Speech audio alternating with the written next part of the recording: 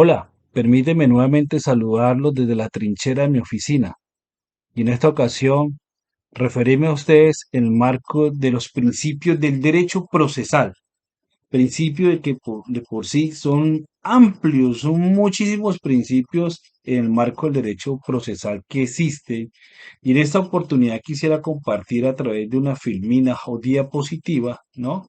Una presentación de todos esos principios del marco del derecho procesal.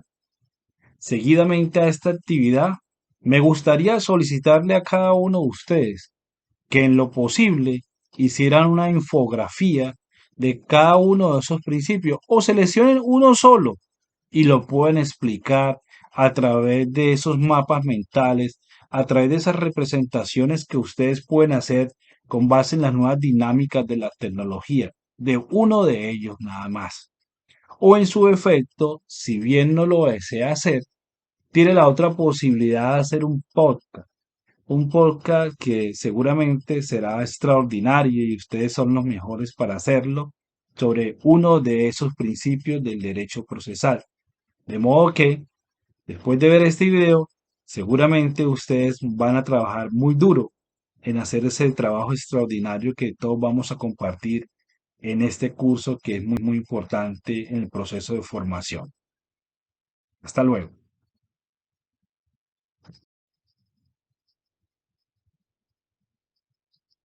Hola, tal como lo habíamos manifestado, vamos a hablar de los principios del derecho procesal.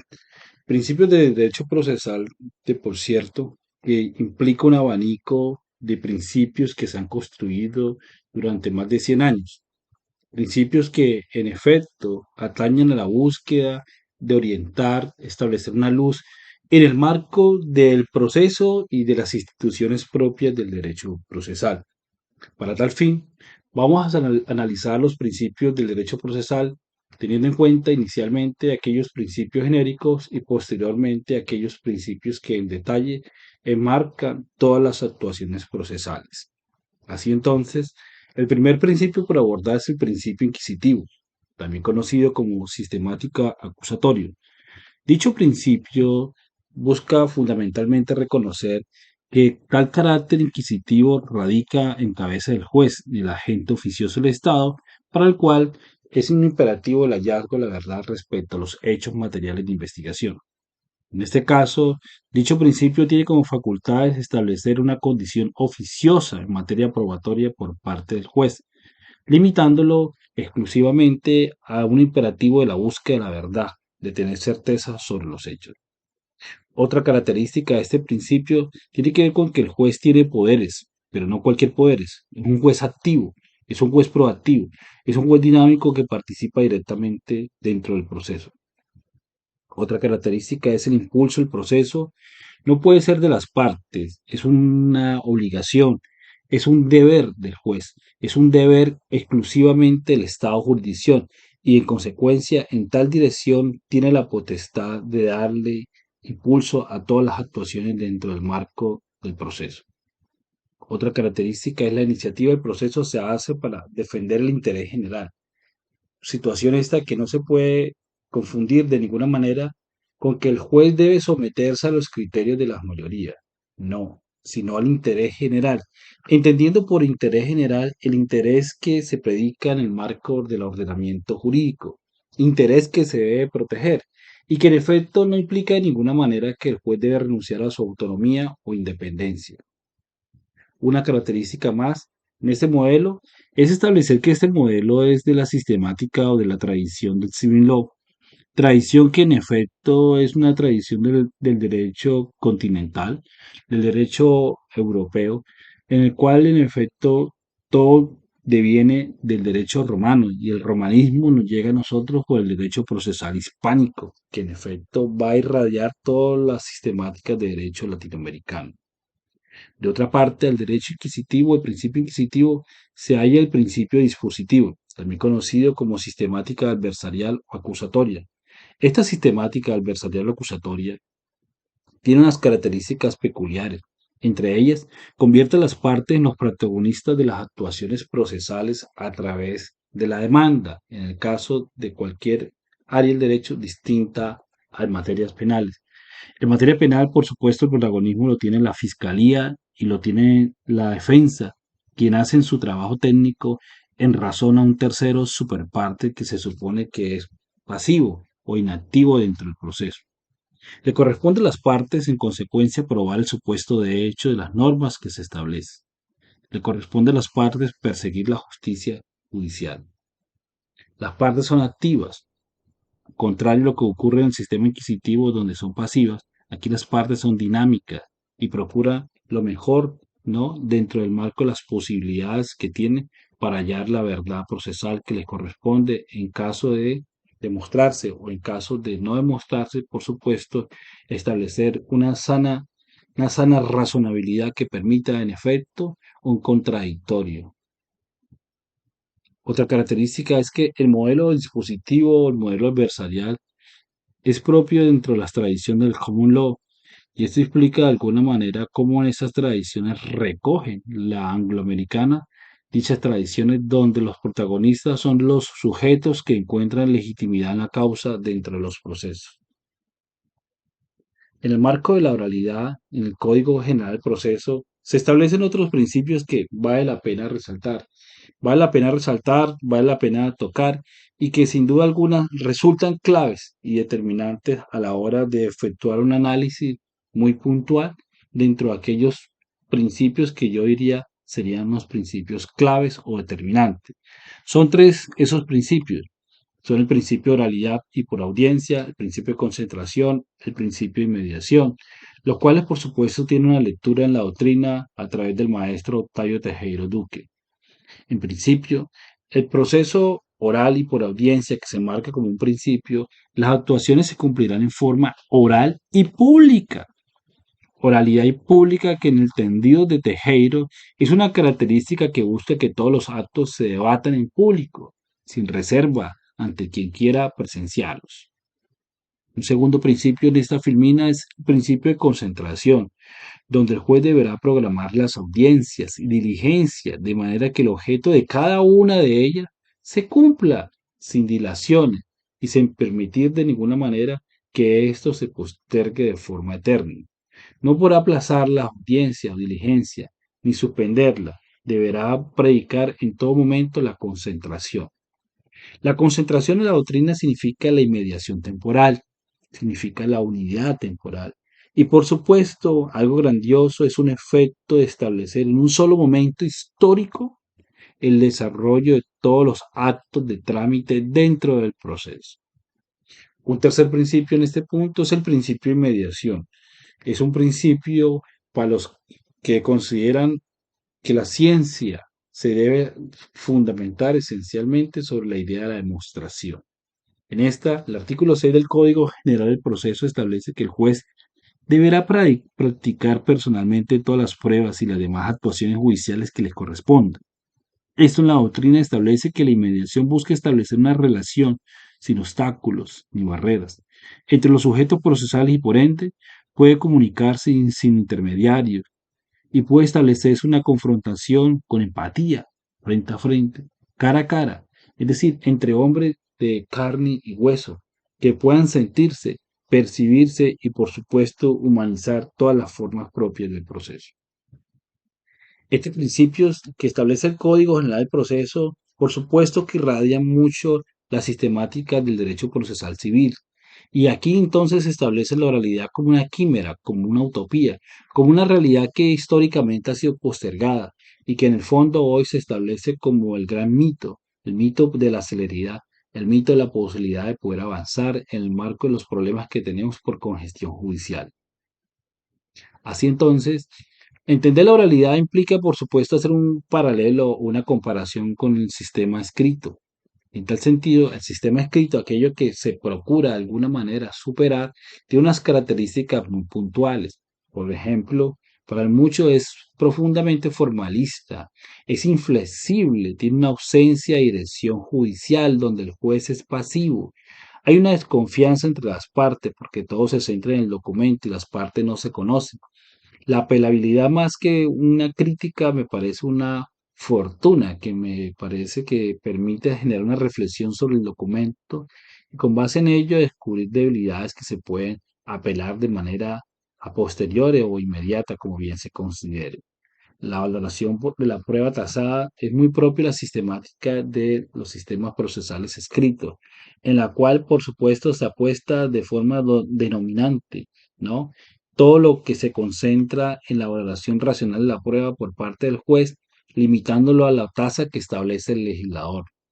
Estos sistemas escriturales también tienen como crítica la lentitud procesal que se establece por el formalismo y los ritualismos que esto representa.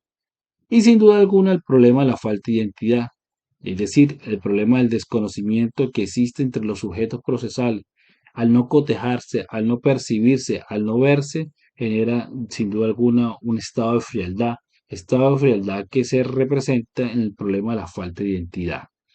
Una característica del sistema de la oralidad, por su parte, es la informalidad, y eso tiene que ver con la naturaleza o la condición humana de nuestras narrativas, de nuestro discurso. La imposibilidad de que nosotros podamos de alguna manera comunicar de forma racional, plena, y por tanto la informalidad es lo más recurrente, donde aparecen los modismos, las ambigüedades y vaguedades que están presentes en nuestro lenguaje. La flexibilidad, como es natural, tiene que ver con esa posibilidad de entender que no somos software, no somos formatos no preestablecidos, sino que hay dinámicas diferentes en el marco de la oralidad y por ello se reconoce esa flexibilidad. Aquí es muy importante no dejar a la deriva a los demás sujetos procesales. Por ello, en el marco de la oralidad se le hace una apuesta dominante al papel del juez, es decir, al papel del director del proceso, para conducir el proceso, para orientar el proceso, para administrar el proceso. Aquí entonces aparece el sueño de Piero Calamandrei, el sueño de Beatriz Quintero y por supuesto aquellos que creemos fundamentalmente en la idea de un juez tropos. En este punto también se reconoce la confianza hacia el Estado jurisdicción, la confianza hacia los jueces, el ver al juez al que imparte justicia. La inapelabilidad, sin alguna duda, es una de las características débiles de este punto. Se ha demostrado que la falta de apropiación en el marco de la oralidad genera de alguna manera u forma, genera un problema de presentar apelabilidad a las decisiones o la toma de decisiones dentro del proceso. Una cosa por agregar y que es de suma importancia es la apreciación racional de la prueba, la cual está vinculada, en efecto, al desarrollo de la sana crítica por parte de los jueces, a la capacidad del tercero superparte, ¿no?, de generar de alguna manera una valoración amplia y suficiente sobre la prueba. Prueba que es objeto del principio de inmediación, prueba que es objeto del principio de concentración, como lo hemos dicho anteriormente en los dos principios que se señalaron. Otro de los puntos, y que por supuesto tiene que ver con la quimera y los sueños de la oralidad, es la celeridad procesal. Se establece la celeridad procesal como la apuesta a establecer los sueños de acabar con los escenarios de impunidad y los escenarios de congestión judicial. Y por último, la identidad entre los sujetos procesales, que sin duda alguna tiene que ver con la posibilidad del careo, del contacto directo, del roce, de mirar a los ojos al contrincante, de que el juez te reconoce y te humanice y que por supuesto después de una situación dada judicialmente, entendamos que la vida continúa y en consecuencia superar cualquier odio y demás. Luigi Ferrajoli, cerrando esta parte inicial, plantea que la oralidad del juicio está estrechamente vinculada a la publicidad, de la que representa la principal garantía. Recordar, por supuesto, no está de más a Luigi Ferrajoli como el padre del garantismo procesal, que se expresa esencialmente en el marco del derecho penal y el marco del derecho constitucional. Esto permite, por supuesto, también resaltar la obra del maestro argentino Adolfo Alvarado Belloso, el cual podríamos denominarlo el padre del garantismo jurídico latinoamericano, no haciendo comparación a la apuesta de Luigi Ferrajoli, el maestro italiano. Otros principios, por supuesto, aparecen aquí en nuestra lógica o dinámica de la monárquica jurídica procesal, y tiene que ver con los principios del derecho procesal en estricto sentido. Entre ellos se destaca sin duda alguna el principio del libre acceso a la justicia, principio que es extraordinario y que es un principio que sin duda alguna es un baluarte dentro del proceso, porque permite entender por parte de la sociedad que es una condición inherente a ella, pues sin él seguramente la sociedad no echaría de menos este instrumento esencial para garantizar su convivencia armónica, al reconocer que el Estado es el que debe otorgarlo. Y como convivencia armónica está vinculada efectivamente con la aplicación oportuna y eficaz del ordenamiento jurídico vigente, del cual todos hemos convenido seguramente. Otra característica de este principio se dice que es la garantía real y efectiva, en el cual un Estado como el nuestro, un Estado social de derecho, le ofrece al individuo y a las organizaciones privadas o personas jurídicas comparecer ante el Estado, pero ante el Estado hecho juez, para que el Estado lo proteja, ¿no? Porque las garantías no pueden establecerse en términos marginales, sino en términos de totalidad, es decir, sin distinción si es persona natural o persona jurídica. El anterior principio se vincula, por supuesto, a otro principio importante, que es el principio de gratuidad. Este principio de gratuidad es un principio que es supremamente fundamental. Este principio busca efectivizar el derecho fundamental de igualdad. Sin embargo, a pesar de que toda persona tiene derecho al acceso sin costo alguno ante un juez de la República, ella establece, sin embargo, unas excepciones en cuanto al arancel judicial y las costas procesales, como es notorio en las tradiciones jurídicas. Otro principio clave es el principio de interés público o principio de interés general del proceso. Este principio resulta fundamental en el marco del juez, pues este permite predicar que el fin del conflicto litigioso ha de perseguir la armonía, ha de perseguir la paz, la justicia social. Son materias que no solo le interesa a las partes en relación al proceso, son también situaciones que le interesa a la sociedad, a la comunidad, y que en tal sentido la decisión judicial es clave porque de ella depende la convivencia y la cohesión del conglomerado social. Cuando el juez tiene un comportamiento ético, un comportamiento justo frente a la expectativa social que se reclama de justicia judicial. Otro principio clave es el principio de obligatoriedad de los procedimientos de ley. Este principio ha sido uno de los principios más bellísimos que hemos podido plantear en muchos años y tiene que ver con una idea decimonónica del estricto cumplimiento y respeto de la ley. Cumplimiento de la ley que en efecto se expresa en la idea fundamental de establecer un apego a las formas e instrumentos bajo el entendido que el formalismo del proceso es garantía sine qua non del debido proceso y el derecho a la defensa y la seguridad jurídica. Otro principio sin duda que es muy importante es el principio de carácter exclusivo y obligatoriedad de la función jurisdiccional. Como bien se señala, es un principio que únicamente se predica en razón de la función de impartir justicia por parte de los jueces. Situación esta que está en crisis hoy y que es entendible. En la medida que se puede ver cómo situaciones que se han allegado en los últimos tiempos resultan ser una oportunidad para nuevas dinámicas en la solución del conflicto. Me refiero a las dinámicas que se aparecen en la autocomposición para resolver el conflicto y por supuesto negando cosas viejas como la autotutela en su momento. Situación esta que también se pone en aprieto bajo aquello que se denominan los equivalentes jurisdiccionales, pero que es importante entender que solo una persona con una condición natural y bajo la idea de una sana crítica en el entendido de las pruebas, conoce a fondo y a profundidad la idea de la obligatoriedad de la función jurisdiccional, que tiene una condición de validez, validez que debe entenderse como un carácter de legitimidad, pues es el Estado y no otro quien debería tener la potestad legítima de impartir justicia. Este principio establece básicamente que un Estado de Derecho puede ejercer jurisdicción, de manera que se advierta que no puede ejercer jurisdicción cualquier otro poder paralelo o paraestatal, de manera que se prohíbe la autotutela o la justicia por mano propia. Otro principio que nos llega con relación al anterior es el principio de imparcialidad del juez. Imparcialidad que se demanda, sin duda alguna, de los jueces de la República. Queremos personas inmaculadas, pero no inmaculadas en la santificación de una religión, inmaculadas de conocimiento. Personas que se hayan dedicado con rigor profundo y sabiduría a impartir justicia bajo un esquema de formación riguroso y sólido. Para ello, entonces, Es importante entender que solamente la solidez formativa de un juez lo robustece esa idea de la imparcialidad.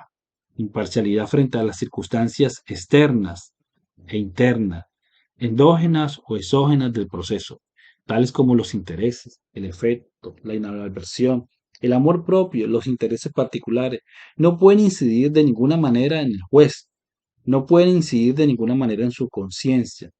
Y eso es importante, si se permite eso, se vence, por supuesto, la imparcialidad de los jueces de la República.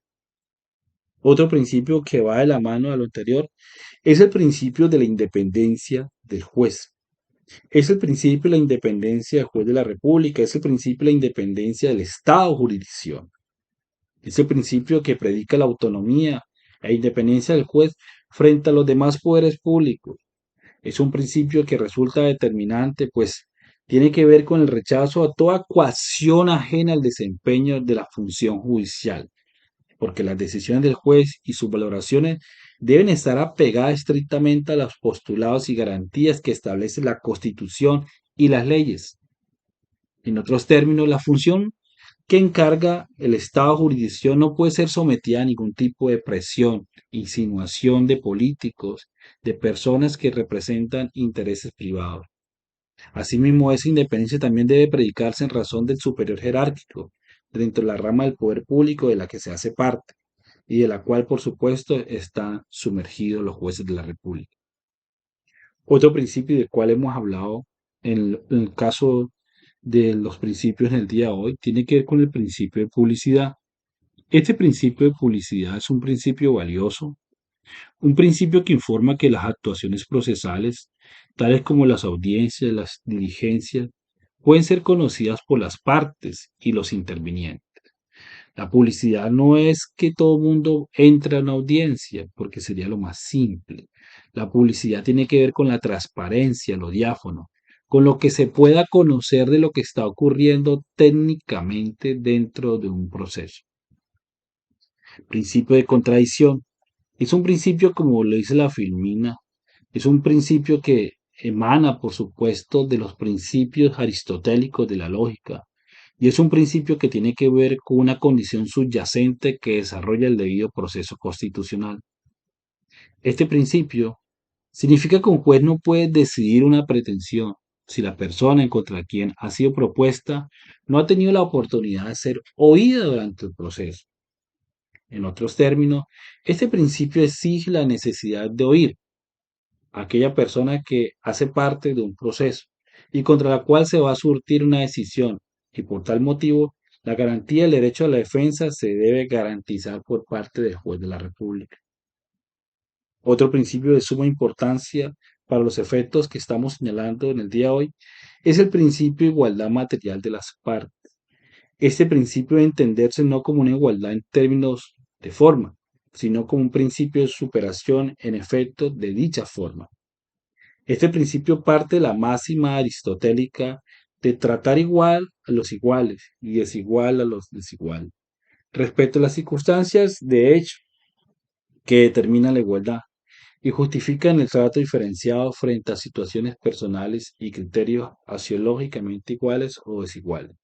Mandato este aristotélico con el principio de las partes, no el principio de igualdad de las partes, que tiene que representarse en todos los escenarios, en todas las audiencias, en los escenarios de donde se llevan conciliaciones, cuando es notoria entender la forma en la cual existe disparidad o condiciones asimétricas, ¿no? Entre las partes que técnicamente han sido representadas o se representan por abogados.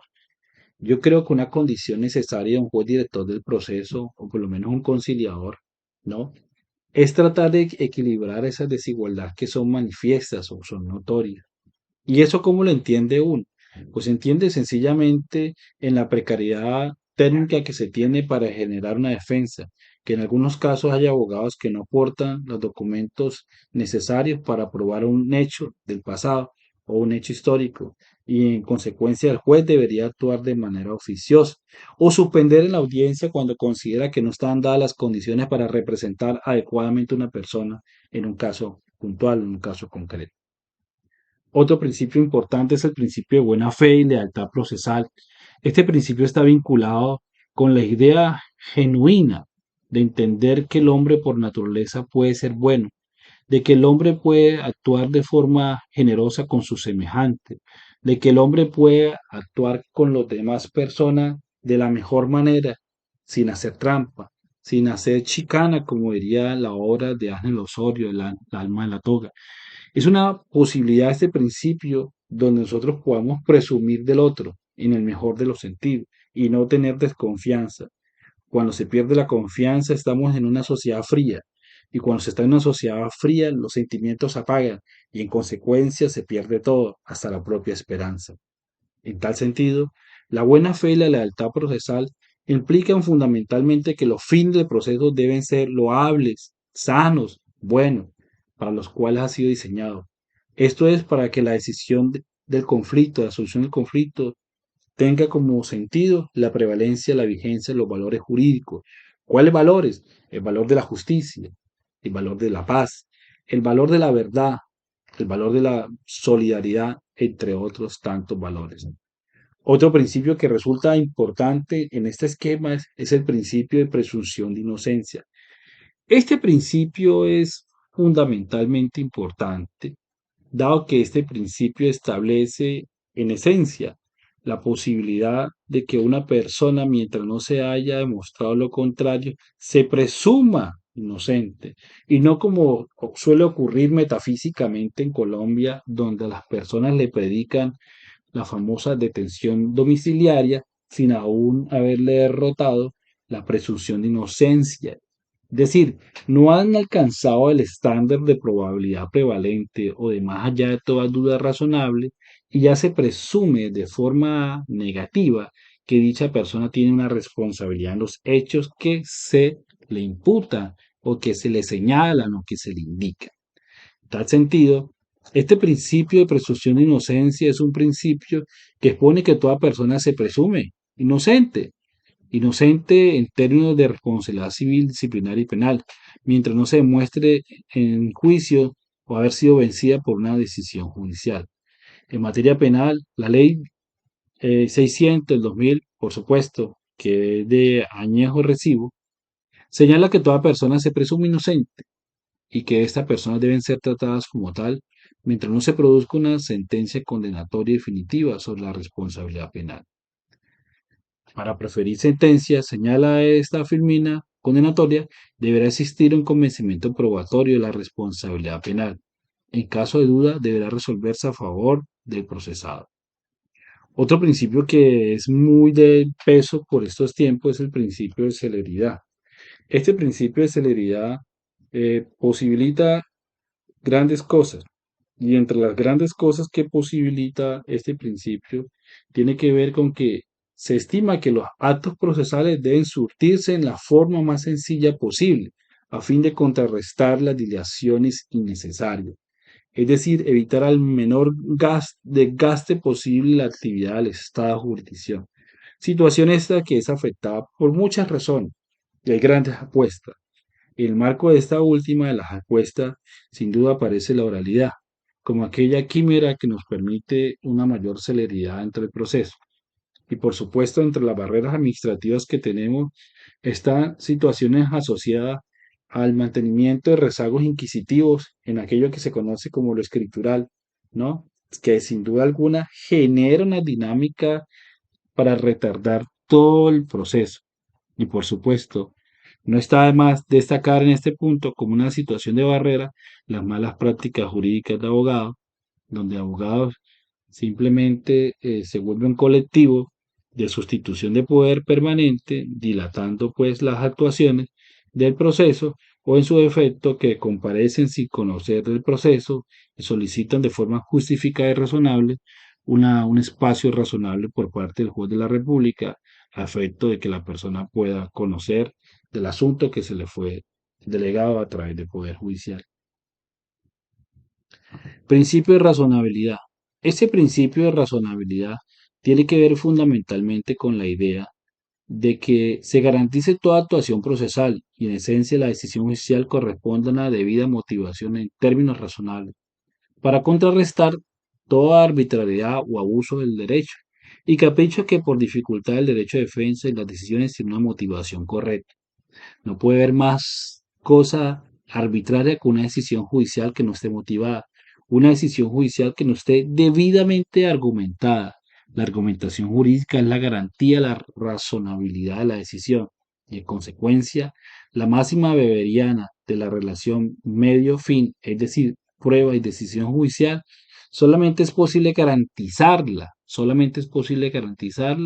si se posibilita o se predica el hecho de que el juez pueda motivar su decisión judicial. Un principio que no está de más y que en este momento de la participación o presentación de Firmina, seguramente ustedes tendrán fatiga o hambre, pero al verlo se van a motivar, es el principio de doble instancia. Este principio de doble instancia es de suma necesidad, pues se confía de que una segunda instancia es un control o un filtro racional sobre una decisión de instancia. Este principio de doble instancia garantiza que sobre un mismo punto de derecho puede existir una doble consideración racional y que seguramente la segunda consideración pueda ser mucho más razonable. También se establece filosóficamente que la doble instancia es una garantía que permite que la decisión, conforme a ella, pueda ser revisada para confirmar, modificar o revocar por un inferior funcional. Otro principio de suma genialidad es el principio de impugnación, que establece que independientemente de lo estricto, lo riguroso que pueda llegar a ser un proceso, los seres humanos se pueden equivocar y en ese equívoco de la naturaleza humana se han establecido los principios de impugnación, principios que son las potestades que se delegan a las partes dentro del proceso para que cuando estimen con sospecha o descontento de una decisión puedan interponer medios de impugnación para la defensa de sus intereses que presume usted que han sido vulnerados. Este principio de impugnación establece que una decisión puede ser objeto de control a través del recurso para la confrontación de los puntos de vista del funcionario, del juez que decide y por supuesto de las diferentes partes que se pueden impugnar dentro de una decisión judicial. Un principio que sin duda es extraordinario por estos tiempos es el principio de cosa juzgada. Históricamente se ha apostado a la cosa juzgada como la garantía a la seguridad jurídica. Se ha dicho por demás que la cosa juzgada permite volver a no permite volver a discutir sobre un asunto, permite dar tranquilidad y estabilidad a la sociedad. Ello origina en efecto seguridad en el ordenamiento jurídico y por supuesto una confianza legítima sobre las decisiones tomadas por los jueces. La cosa juzgada es definitiva e inmutable, es cerrada, así cualquier posibilidad de debate judicial posterior no se puede dar, salvo recurso extraordinario de revisión o de tutela contra sentencia judicial por vía de hecho, cuando las circunstancias de la decisión judicial dejan de ser absolutas y se convierten en cosa juzgada por la provocación de la afectación de derechos fundamentales de partes o de terceros a futuro. Principio y motivación de la sentencia. Este principio, como ya lo hemos dicho, se asocia a la teoría de la argumentación jurídica. Es un principio que se sustenta en la idea de que la mejor forma de garantizar paz, armonía y seguridad jurídica a las partes y sobre todo a las partes vencidas es una buena justificación o motivación. Esto transita en la idea de lo que se conoce por algunos como la democracia deliberativa, donde no es suficiente la participación democrática, sino la toma de decisiones justificadas. En este punto, consiste que el juez de la República debe razonar exactamente su valoración y conclusiones probatorias y jurídicas de la mejor forma. En otras palabras, este principio exige del juez la debida argumentación, la debida motivación, la debida justificación, la debida descubrimiento de escenarios externos como imperativos hipotéticos de su decisión judicial, para alcanzar la confianza en el juzgador, la validez del sistema jurídico y la legitimidad en el último acto, que por esencia o por autonomacia es la sentencia. Y finalizamos con uno de los principios que seguramente algunos se escandalizarán allá, o sentirán, o les recuerden muchas cosas del pasado seguramente, y que por supuesto seguramente todos pasamos por ello. y es el principio de la carga de la prueba. Este principio es sumamente valioso. Es un principio que parte de la regla donde invita a que las partes dentro del proceso deben probar el supuesto de hecho de las normas que consagran la consecuencia jurídica, que se persigue, por supuesto, pero le corresponde a las partes. Pero además de las partes, también puede establecerse que dicha condición puede ser trasladada a una condición favorable de las partes, en lo que la doctrina ha denominado la carga dinámica de la prueba. Así entonces, con esto terminamos todo lo relacionado con la principialística. Espero que haya sido de su importancia y lo puedan revisar y repasar cuantas veces así lo desean. Y seguramente así será y nos vamos a ver en una próxima oportunidad. Muchísimas gracias.